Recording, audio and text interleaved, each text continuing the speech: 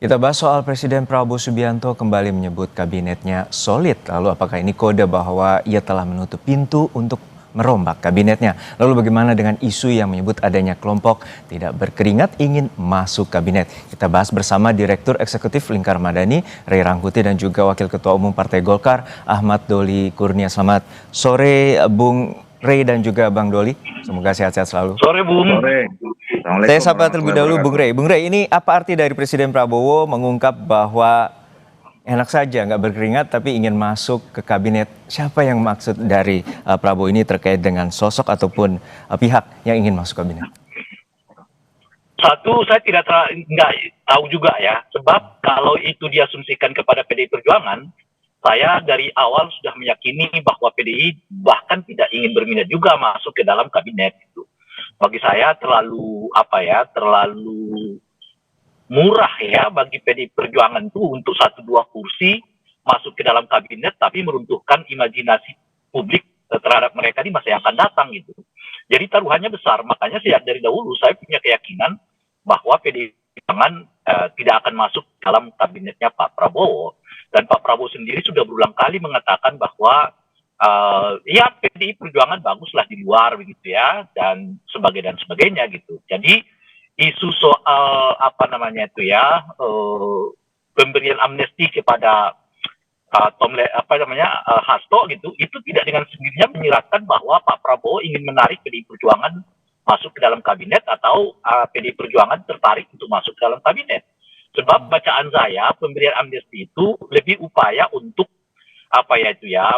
memalingkan ayunan yang sebelumnya ini banyak bergerak ke arah Pak Jokowi, sekarang kepada arahnya Ibu Mega alias PDI Perjuangan.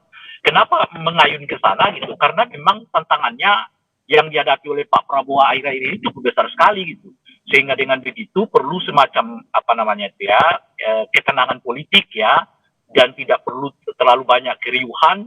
Pertama karena memang tabiat politik Pak Prabowo tidak terlalu suka dengan keriuhan, juga bersamaan ada persoalan-persoalan yang begitu penting yang sedang dihadapi oleh bangsa dan negara kita gitu. Nah berdasarkan dasar itulah saya tidak terlalu yakin sejak dari awal PDI ingin masuk ke dalam kabinet, dan Pak Prabowo juga ingin memasukkan PDI Perjuangan ke dalam kabinet gitu ya. Nah yang kedua, kalau disebut ada orang yang tidak berkeringat masuk ke kabinet gitu, nah itu kan sekarang udah terjadi. Ya, oke, kita ke Bang Doli. Bang Doli, sebenarnya seperti apa? Oke, Bung Roy. Bang Doli, sebenarnya seperti apa arahan dari Presiden Prabowo terhadap Menteri Golkar terkait dengan kesolidan kabinet dan juga kinerja dan lain sebagainya pada saat sidang paripurna kemarin? Iya, saya kira kan pesan yang disampaikan, pesan sejenis ya, yang disampaikan oleh Pak Prabowo ini kan sering kita dengar. Dan saya kira memang itu salah satu tugas pemimpin ya, bagaimana selalu ingin menjaga timnya agar tetap solid, kompak gitu, terus fokus bekerja, dan itu sudah memang harusnya seperti itu sebagai seorang presiden.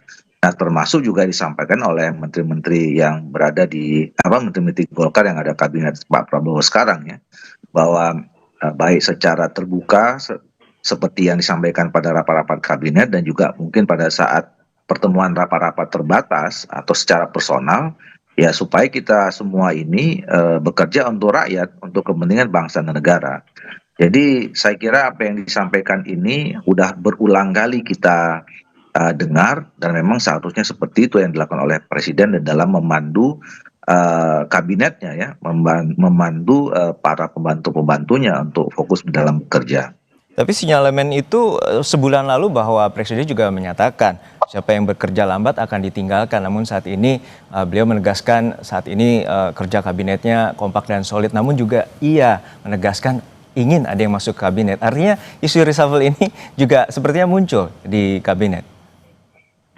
Iya, artinya kan pernyataan sekarang dengan 1 bulan yang lalu kan secara normatif kan sama ya. Kalau sebulan yang lalu itu mengingatkan caranya saja yang berbeda. Kalau sekarang ini kan dengan cara memberikan apresiasi ya kepada menteri-menterinya. Tetapi sebulan yang lalu itu diberi peringatan bagi siapa saja jajaran menteri atau kabinet yang tidak perform, ya apa namanya, ya hati-hati akan ditinggalkan kan gitu bahasanya waktu itu. Jadi artinya itu kan memberikan motivasi juga ya, sama dengan yang sekarang, memberikan motivasi kepada jajarannya itu untuk bekerja lebih serius, lebih sungguh-sungguh, lebih giat gitu.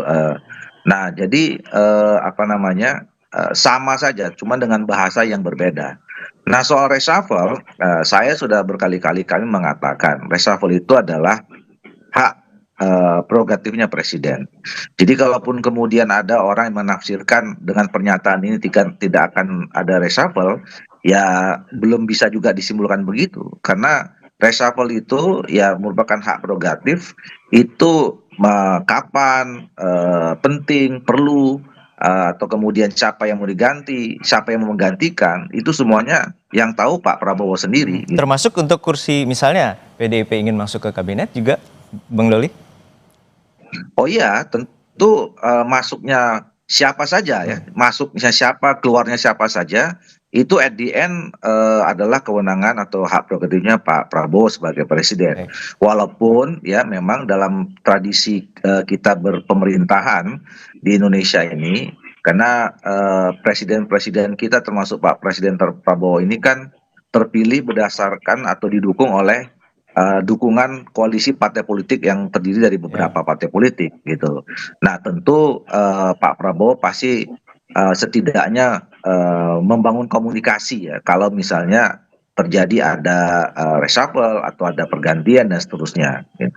Ya, Bung Rey, bahwa Bang Doli tadi menyebut Tidak. bahwa tidak juga permanen, bahwa reshuffle ini juga suatu waktu akan terjadi. Artinya seperti apa bacaan dari Bung Rey bahwa reshuffle ini akan mengakomodir, dan juga sebelumnya Presiden Prabowo mengungkapkan akan adanya koalisi permanen juga di kabinet? Saya kira kemarin juga sudah saya sampaikan bahwa sampai tahun 2025 saya kira nggak akan ada reshuffle. Kalaupun ada reshuffle mungkin itu akan dilakukan tahun 2026 ke sana gitu. Lagi-lagi alasannya karena Pak Prabowo sedang tidak ingin membangun keributan politik. Bagaimanapun reshuffle itu sedikit banyak akan menimbulkan keriuhan ya politik gitu. Dan oleh karena itulah Pak Prabowo nampaknya akan menahan diri dulu karena kita sedang berhadapan dengan begitu banyak persoalan ya yang dihadapi, dan begitu banyak lagi juga kritik yang sedang dihadapi oleh pemerintah juga. Misalnya sekarang ini orang mengait-ngaitkannya dengan bendera One Piece kan, yang menjelaskan tingkat apa namanya itu ya kekecewaan publik terhadap tata kelola pemerintahan kita saat ini gitu. Jadi sekarang kelihatan Pak Prabowo itu mensolidkan apa namanya itu kekuatan partai politik formal gitu. Termasuk di dalamnya itu adalah PDI Perjuangan gitu. Solid dulu deh. Ini jangan kemana-mana dulu gitu. Nah, civil society-nya sedikit banyak yang berteriak sekarang kan gitu. Nah oleh karena kelihatan apa namanya itu ya manajemen politiknya Pak Prabowo itu mensolidkan ya kekuatan-kekuatan politik formal, maka itu yang saya sebut nggak akan ada reshuffle gitu. Sebab kalau sampai itu dilakukan itu artinya masyarakatnya melalui One Piece itu kelihatan makin gelisah, ditambah dengan keributan di politik formalnya, itu akan merepotkan pemerintahan Pak Prabowo sendiri. Nah, oleh karena itu dugaan saya sampai 2025 nggak akan ada reshuffle. Tapi kan seperti ini Bung Rey, bahwa seperti yang Anda sampaikan tadi, ada kemungkinan Prabowo juga ingin menyeimbangkan dari faktor misalnya menteri yang sebelumnya dekat dengan pemerintahan Jokowi, dan juga saat ini kedekatan Prabowo dengan Megawati juga terlihat sejak dari peringatan Hari Pancasila, dan juga kemarin adanya pemberian amnesti kepada mantan sekjen PDIP. Artinya seperti apa ini Bung Roy terkait dengan adanya PDIP juga nantinya menjadi penyimbang dari pemerintahan? Kita letakkan dulu lah, kalau keyakinan saya PDI ini nggak akan masuk ke kabinet, di situ dulu ya. Nah, artinya tetap jadi, di luar gitu ya? Akan tetap di luar, cuma notasinya mungkin akan berubah-ubah. Kadang kenceng, kadang seperti sekarang landai gitu. Dan bacaan saya sampai 2025 PDI Perjuangan kelihatannya akan landai gitu ya. Sebab bagi PDI menurut saya jauh lebih menguntungkan kalau mereka tetap berada di luar untuk mempertahankan posisi mereka sebagai oposisi yang boleh jadi. Itu sekarang ini ada tren di mana oposisi dapat suara yang lumayan gitu ya. Itu satu itu. Nah yang kedua, Pak Prabowo tidak akan melakukan reshuffle, tapi nggak ada jaminan 2026 ke sana gitu. khususnya dengan menteri-menteri yang tadi misalnya diasosiasikan dekat dengan Pak Jokowi gitu ya. Kayak menteri-menteri yang dekat dengan Pak Jokowi itu ya boleh jadi tahun 2026 ke sana ya akan dilakukan evaluasi, bahkan pada tingkat tertentu misalnya boleh jadi akan digantikan atau direshuffle dan sebagainya gitu. Nah, jadi 2026 ini landai. Itulah kira-kira tuh. 2025 ini kita landai gitu. Nggak ada reshuffle, nggak ada orang yang masuk kabinet gitu. Baik. Jadi kalau Pak Prabowo mengatakan ada yang nggak berkeringat mau masuk anggota kabinet gitu ya kira-kira tuh. Pertama, itu mungkin akan terjadi kalaupun ada itu ya 2026. Yang kedua, lah itu kan sudah terjadi. PKB itu kan tidak berkeringat kepada Pak Prabowo, tapi diundang Pak Prabowo masuk dalam anggota kabinet. Gitu. Iya, ada 3 kursi malah dari PKB. Baik, kita nantikan terus ya. Dan juga saat ini Golkar ada 11 kursi sama dengan Partai Gerindra, dan juga ini menjadi catatan juga bahwa saat ini pemerintahan tengah menyolidkan dan kerja kompak untuk program-program yang telah dikampanyekan oleh Presiden Prabowo dan Gibran. Terima kasih pandangan Bapak-Bapak, Bung Ray Rangkuti dari Lingkar Madani dan juga Wakil Ketua Umum Partai Golkar Ahmad Doli Kurnia telah berbagi perspektif bersama kami di Kompas Petang. Sehat-sehat selalu. Kita nunggu Munaslup.